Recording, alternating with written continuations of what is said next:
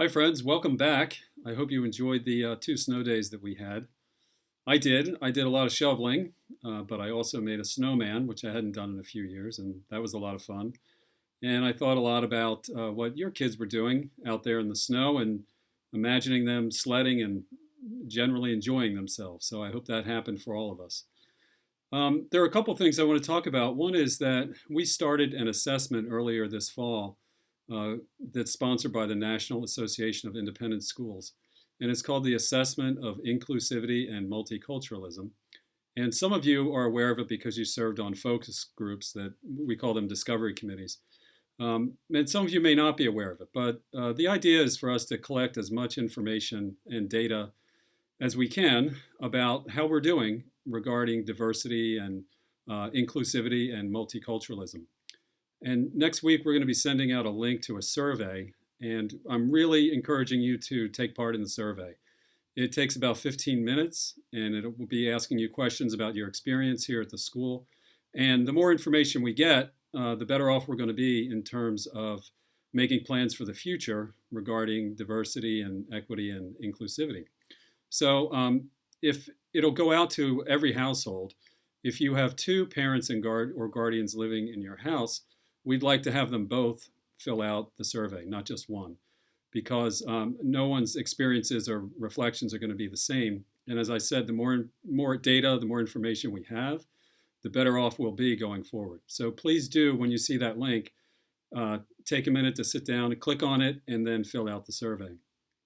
The second thing that I wanted to bring up is unrelated to that, but a lot of times people ask me, why don't Quakers celebrate holidays? And really, Quakers do celebrate holidays these days, but in the past they did not. And the answer was that every day was a gift from God. All days are special. So one day should not ever be more special than the other. And when I talk about holidays and Quakerism, I often think of a story from Wilmington Friends School.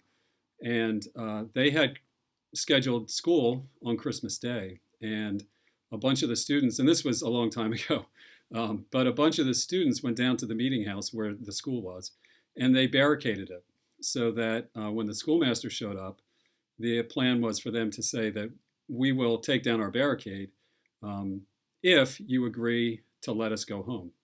And of course, that didn't happen. The schoolmaster went out and recruited other adults to come in and force their way into the meeting house, which did not end well for the students. But it's a story that I always thought was very funny and illustrates that point that every day is special. So why would you celebrate a certain holiday? So I think about that a lot when I think about us this year and being grateful for every single day that we're here, in person, having school, everybody doing their best to make sacrifices here and there so that we can stay in person. And so I'd like you to keep that in mind.